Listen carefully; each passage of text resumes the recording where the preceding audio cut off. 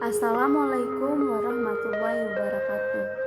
Sebelumnya perkenalkan, nama saya Yuni Chadi Beatrice, salah satu mahasiswi dari Universitas Aisyah Yogyakarta, jurusan D4 Keperawatan Anestesiologi dengan NIM 1911604090. Saya akan menjelaskan tentang anestesi regional. Anestesi itu sendiri yaitu berarti menghilangkan rasa atau sensasi.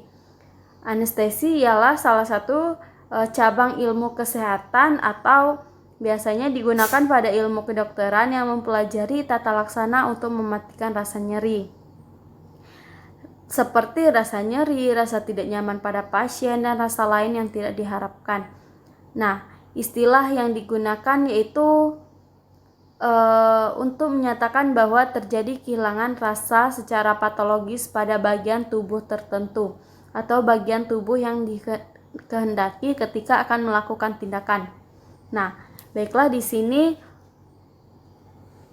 pengertian dari anestesi regional ialah merupakan salah satu jenis anestesi yang bertujuan untuk menghambat rasa sakit pada sebagian besar anggota tubuh pada manusia. Nah, jenis anestesi ini dipergunakan saat anestesi lokal dianggap masih kurang cukup dan pada situasi di mana pasien diharapkan untuk tetap sadar saat dilakukan tindakan oleh dokter atau penata anestesi. Nah, anestesi regional merupakan suatu metode yang lebih bersifat sebagai analgesik. Anestesi regional hanya menghilangkan nyeri, tetapi pasien tetap dalam keadaan sadar. Oleh sebab itu, teknik ini tidak memenuhi trias anestesi karena hanya menghilangkan persepsi nyeri saja. Nah, di sini dijelaskan bahwa cara kerja anestesi regional yaitu obat anestesi ini akan diberikan kepada pasien dengan cara disuntikkan pada area di sekitar kumpulan syaraf yang nantinya akan mematikan rasa nyeri terhadap syaraf tersebut. Jadi akan dapat menghambat kerja syaraf sehingga pasien tersebut tidak dapat merasakan sakit selama prosedurnya berlangsung.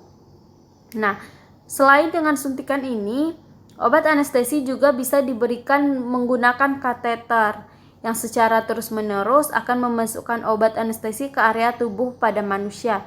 Nah, pada umumnya penggunaan kateter ini dipergunakan selama kurang lebih 3 hari.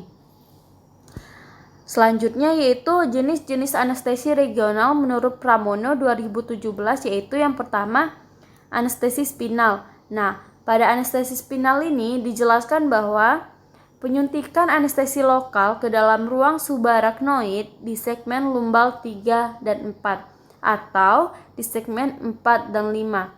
Nah, pada anestesi spinal ini, untuk mencapai ruang subarachnoid, jarum spinal harus menembus kulit subkutan lalu menembus ligamentum supraspinosum, ligamentum interspinosum, ligamentum flamum, ruang epidural, dura metal, dan ruang subarachnoid.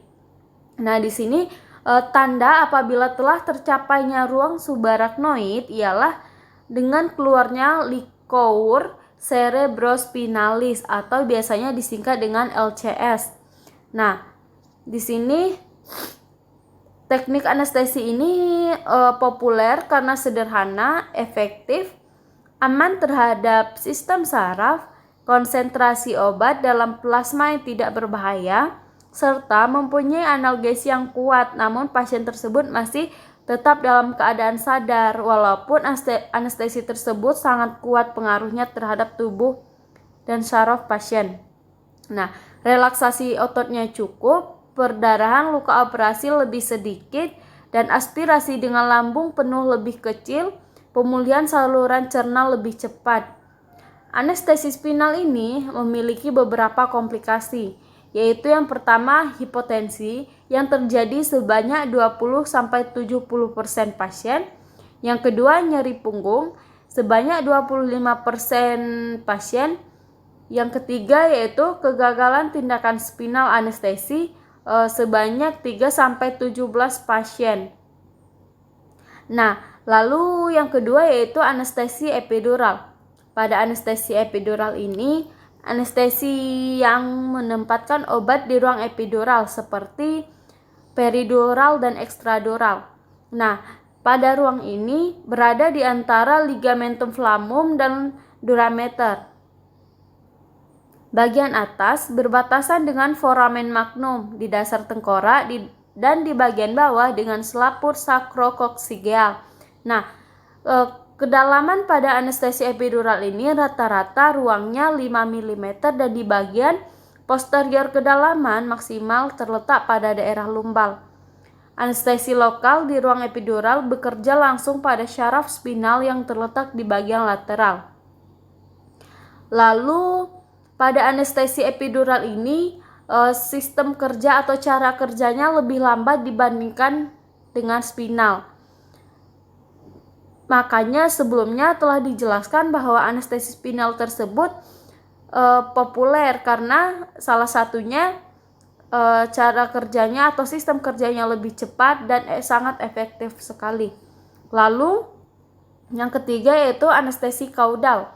Nah, sebenarnya anestesi kaudal ini sama dengan anestesi epidural karena kanalis kaudalis adalah kepanjangan dari ruang epidural dan obat ditempatkan di ruang kaudal melalui hiatus sakralis. Hiatus sakralis ini ditutupi oleh ligamentum sakrokoksigeal. Nah, ruang kaudal ini berisi saraf sakral, plexus venosus, velum terminale, dan kantong dura. Nah, pada anestesi kaudal ini biasanya digunakan pada anak-anak, lebih seringnya pada anak-anak. Lalu untuk selanjutnya yaitu mekanisme kerja spinal anestesi. Nah, di sini dijelaskan bahwa mekanisme kerja spinal anestesi seperti yang tertera pada setelah saya lampirkan di dalam PowerPoint-nya, yaitu tulang belakang terdiri dari tulang vertebral dan dis intervertebralis fibrocartilaginous. Nah, terdiri dari 7 serviks, 12 torak, dan 5 lumbar vertebra. Nah, pada sakrum merupakan perpaduan dari 5 vertebra. Nah, lalu pada mekanisme kerja spinal anestesi yaitu tulang belakang terdiri dari vertebral dan dis intervertebralis fibrocartilaginous. Terdiri dari 7 serviks, 12 torak, 5 lumbar vertebra. Nah, di sini sakrum merupakan perpaduan dari 5 vertebra sakral dan ada dasar kecil rudimenter ruas koksigeal. Nah, tulang belakang ini secara keseluruhan merupakan dukungan struktural untuk tubuh dan perlindungan bagi sumsum tulang belakang dan syaraf, dan memungkinkan tingkat mobilitas spasial di beberapa bidang. Lokasi utama dari aksi blokade neuroaksial adalah akar nervus. Nah, di sini urutannya yaitu jarum spinal menembus kulit, lalu ke subkutan, dan menembus ligamentum supraspinosum yang membentang dari vertebra cervical 7 sampai sakrum, lalu menembus ligamen interspinosum yang menghubungkan dua spinosus, dan dilanjutkan dengan ligamentum flavum yang terdapat serat elastik kuning, dan sampai ke ruang epidural, lalu ke durameter, ruang subarachnoid. Nah, yang terakhir ini tercapainya di ruang subarachnoid tadi telah dijelaskan sebelumnya, yaitu di sini salah satu tercapainya subarachnoid yaitu apabila telah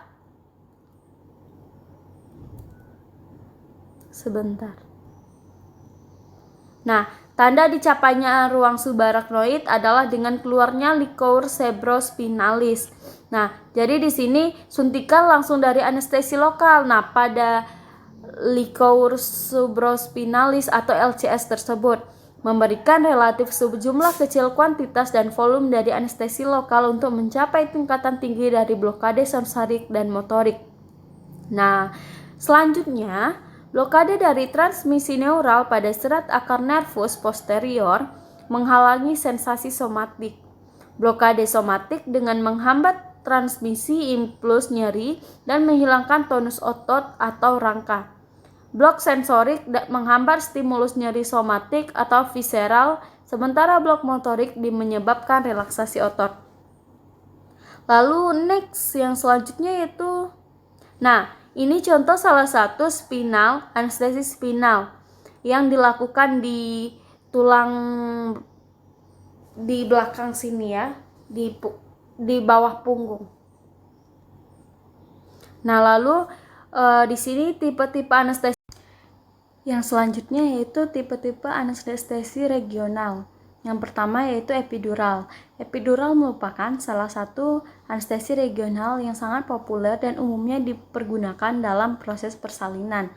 Dengan menggunakan epidural, calon ibu akan tetap sadar, tetapi ibu tersebut tidak merasakan sakit dan tetap mampu mendorong bayi untuk keluar dari jalan lahirnya. Nah, jenis efek yang dihasilkan berupa epidural anestesi dan analgesi. Yang kedua yaitu spinal block. Nah, spinal block ini umumnya dipergunakan dalam proses persalinan melalui operasi sesar. Dengan spinal block, calon ibu tidak akan merasakan apapun, tetapi tetap dalam keadaan sadar. Nah, jenis efek yang dihasilkan berupa epidural anestesi dan epidural analgesi. Nah, antara epidural dan spinal block ini memiliki tipe anestesi yang sama. Lalu yang selanjutnya yaitu ini contoh anestesi pada epidural. Lalu peripheral nerve block. Nah, pada tipe spinal block dan epidural, obat anestesi disuntikan ke area spesifik di punggung pasien. Sementara pada peripheral nerve block ini, obat anestesi akan disuntikan dekat dengan kumpulan syaraf yang berada di tangan, kaki, ataupun kepala. Terdapat dua jenis, yaitu femoral nerve block yang disuntikan di daerah kaki dan brachial plexus block yang disuntikan di daerah lengan dan bahu. Lalu selanjutnya yaitu indikasi spinal anestesi menurut Latif sebagai berikut. Yang pertama, pembedahan pada ekstremitas bawah, misalnya dari area pinggang ke bawah seperti kaki. Lalu pembedahan pada daerah panggul. Yang selanjutnya tindakan sekitar rektum sampai perineum. Selanjutnya pembedahan perut bagian bawah. Yang kelima yaitu pembedahan obstruksi ginekologi. Nah, obstruksi ginekologi ini biasanya obstruksi itu sendiri yang menangani kehamilan dan persalinan, sedangkan ginekologi itu pada masalah kewanitaan. Lalu yang selanjutnya pembedahan urologi. Nah, urologi ini yaitu kelainan pada saluran kemih dan genital pada laki-laki, serta saluran kemih pada perempuan. Dan yang terakhir pada bedah abdomen atau perut bagian atas dan bedah pediatrik, dikombinasikan dengan anestesi umum ringan. Selanjutnya yaitu komplikasi spinal anestesi. Terdapat terbagi menjadi 7 yaitu yang pertama blokade saraf simpatis seperti hipotensi, bradikard mual atau muntah. Hipotensi itu sendiri yaitu darah rendah, bradikardi, dan mual serta muntah. Yang kedua yaitu blok spinal tinggi atau blok spinal total. Yang ketiga hipoventilasi, di mana hipoventilasi itu sendiri yaitu gangguan ketika seseorang bernapas terlalu pendek atau terlalu lambat sehingga pemenuhan oksigen yang dibutuhkan oleh tubuh terjadi sangat lambat. Yang keempat yaitu nyeri punggung. Yang kelima yaitu hematom pada penyuntikan. Hematom itu sendiri yaitu apabila terlalu sering disuntik akan seperti biru atau kehijau-hijauan seperti itu. Yang keenam yaitu postdural puncture hernia. Dan yang ketujuh meningitis. Nah, meningitis ini yaitu radang selaput otak dan sumsum tulang belakang yang biasanya disebabkan oleh infeksi. Selanjutnya yaitu tingkat kesadaran pasien selama anestesi regional. Nah, di sini pasien yang diberikan anestesi regional ia akan tetap sadar. Nah, tetapi dia tidak merasakan sedikit pun, sehingga tidak perlu diberikannya obat penenang pada pasien tersebut. Sedangkan pemberian apabila diberikan obat penenang akan mempengaruhi tingkat kesadaran pasien. Yang pertama yaitu minimal sedation. Nah, pada tingkat yang pertama ini pasien akan merasakan rileks tetapi tetap sadar sepenuhnya dan mampu menjawab setiap ditanyakan oleh perawat atau pihak rumah sakit lainnya dan bisa mengikuti instruktur atau instruksi dokter. Yang kedua, moderate sedation. Nah, pada tingkat yang kedua ini pasien akan merasakan mengantuk dan ia bisa jadi akan tertidur. Namun, ia sangat mudah untuk dibangunkan. Ia mungkin juga akan mengingat beberapa hal yang terjadi selama proses tindakan atau operasi itu terjadi. Nah, yang ketiga itu deep sedation. Pada tingkat yang terakhir ini, pasien akan tertidur sangat lelap dan tidak memiliki ingatan sama sekali mengenai tindakan yang sudah dilakukan. Selanjutnya, keuntungan anestesi regional. Yang pertama yaitu proses rehabilitasi atau pemulihan yang jauh lebih cepat dan mudah. Yang kedua, proses pemulihan lebih cepat membuat pasien tidak selalu bergantung pada perawat. Yang ketiga, kemudahan dalam mengontrol pemberian obat untuk mengatasi rasa sakit. Yang keempat, efek samping yang mungkin diderita oleh pasien tidak akan sebanyak mereka yang melalui proses anestesi umum. Dan yang kelima, jangka waktu rawat inap menjadi lebih cepat atau singkat. Sehingga pada umumnya pada pasien-pasien yang mengalami anestesi regional ini ketika di rumah sakit, dia biasanya dirawat inap itu tidak terlalu lama, 2-3 hari, hanya berlangsung 2-3 hari tersebut. Lalu persiapan alat spinal epidural, yaitu yang pertama terdapat meja mayo, speed 3 cc atau 5 cc, jarum spinal, duk steril, injeksi, ampul obat injeksi, alkohol swab, dan handscoot steril. Biasanya persiapan alat di ruangan tersebut juga terdapat stetoskop, laryngoskop, airway atau biasanya orofaringeal airway, lalu terdapat plaster, masih banyak yang lainnya seperti plaster, introducer, konektor atau penghubung, suction, dan masih banyak yang lainnya. Nah, sekian video penjelasan dari saya mengenai anestesi regional. Semoga bermanfaat untuk teman-teman semuanya, untuk kedepannya juga. Maaf apabila ada salah kata atau ada yang kurang tepat mengenai penjelasan saya ini. Kepada Allah saya mohon ampun. Wabillahi taufiq wa hidayah. Wassalamualaikum warahmatullahi wabarakatuh.